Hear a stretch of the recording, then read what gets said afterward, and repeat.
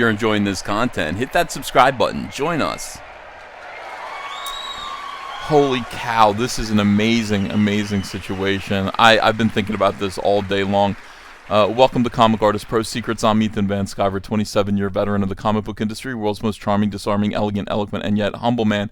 Great big Star Wars fan, trusted member of the media. Now put yourself in the shoes of Warner Brothers right now. Put yourself in the shoes of Ann Sarnoff, who is now the head of Warner Brothers and who finds herself trying to negotiate Warner Brothers' standing with the company that just purchased it, AT&T. Who doesn't seem to really care about anything that Warner Brothers was doing before. They're completely interested in the streaming service HBO Max. They're not interested in, we've already seen from our standpoint as comic book aficionados, they're not interested in DC Comics. They're firing everybody at DC. So changes are coming as they focus all of their energy and all of their resources on HBO Max, which is their streaming service. So the entire business is being overhauled for the studio, and at the same time, the global pandemic of COVID-19 has struck and put so many small businesses, put these movie theaters out of business. They're shut down. They can't show these blockbuster movies. And so what do? Well, it would seem that we kind of begin to change our business model to a direct-to-consumer streaming service, right? We were planning on doing this anyway, right, AT&T? So let's start making content, especially for HBO Max. Well, I mean, maybe we can do that in the near future, but in the meantime, Warner Brothers has spent, Warner Brothers, who is struggling, I should say, again, the company is massively in debt, okay? The studio is massively in debt. They spent $200 million on a sure thing. Ordinarily, it would be a sure thing. Wonder Woman 2, it's called Wonder Woman 1984. It is clearly, this is going to be a big blockbuster. The first Wonder Woman made somewhere around $850 million. The second one surely is headed towards $1 billion if we can just get this movie out into theaters. But, it's like the clock is ticking. It was supposed to come out this year. It's been pushed back until December. And right now, they're trying to figure out exactly what to do. There are no real theaters. There's no abundance of theaters to put this movie in. So, at this point, we're going through options and trying to figure out what we want to do with this movie. I mean, let's put ourselves in the shoes of these four movie executives. It's pretty amazing, and none of these are good options, really. So option number one is stick with the date, release the movie in theaters as planned. And we'll see how it goes, right? I mean, they tried this with the movie Tenet, and it was a loser. I mean, there aren't enough people going to movie theaters to see it, so it brought in $350 million. It costs $200 million just to produce. That doesn't take into consideration advertising and marketing, so it lost money. Now, this is the big thing here. Wonder Woman 1984 cost $200 million.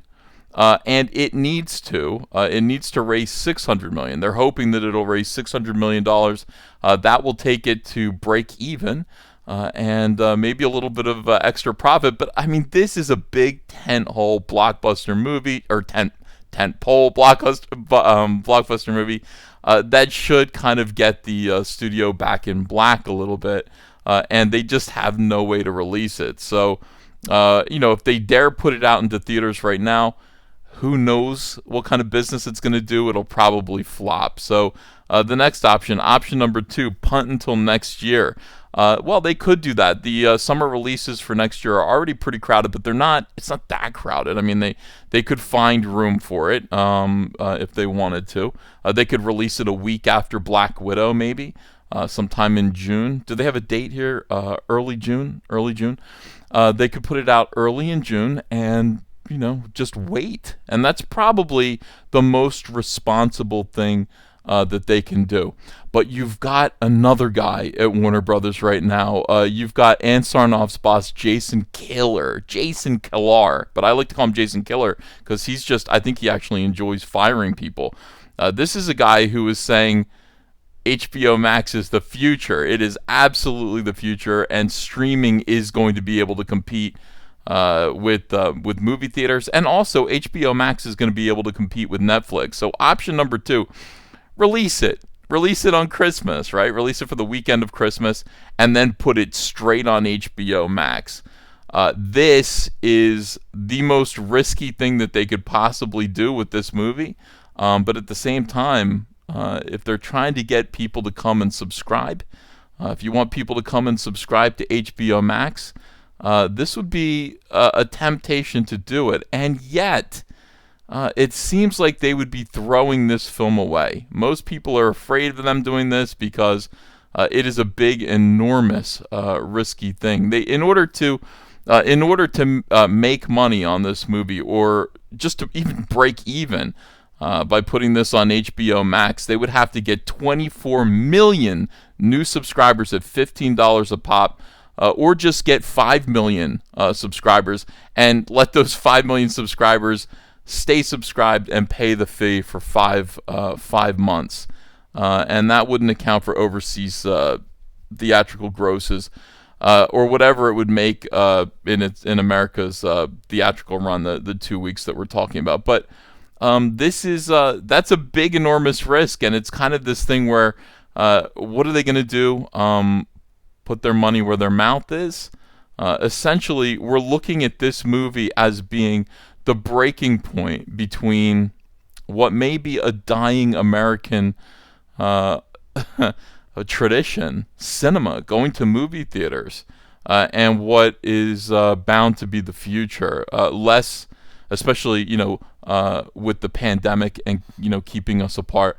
Less human contact, less going out together as family and friends, and more convenience, more point and click and order, direct to consumer models, and this movie is the one to watch. So what are they going to do? Are we going to just release it the way that we had originally planned this Christmas? Are we going to wait until June, or should we risk putting this on HBO Max after a very brief theatrical opening? And by the way, I'm not sure why anybody would go. If you know this movie is going to be on HBO Max, if you know in like 2 weeks later it's going to be available, you can just pay $15, subscribe to the service, and watch it as many times as you want for free. Why would you go to the movies to be first? I guess.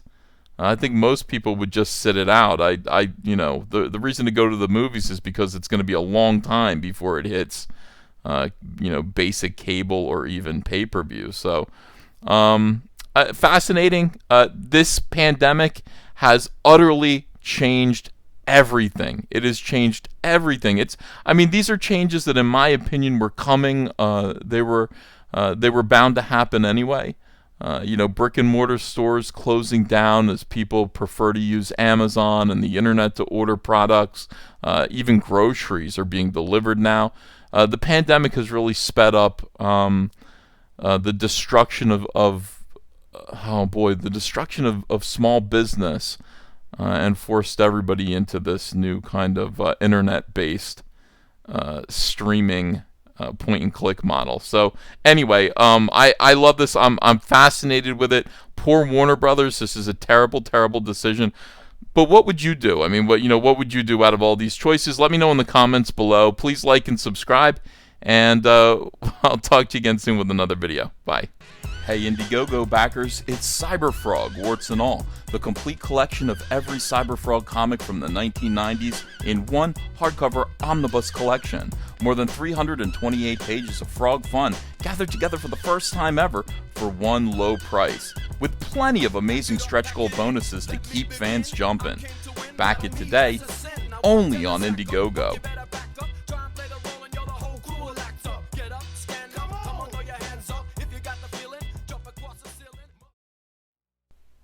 Hey, I got a P.O. Box. Want to send me some mail?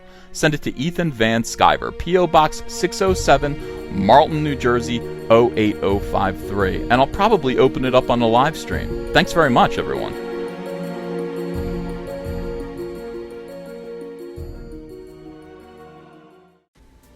Hey, you want to follow me on Twitter?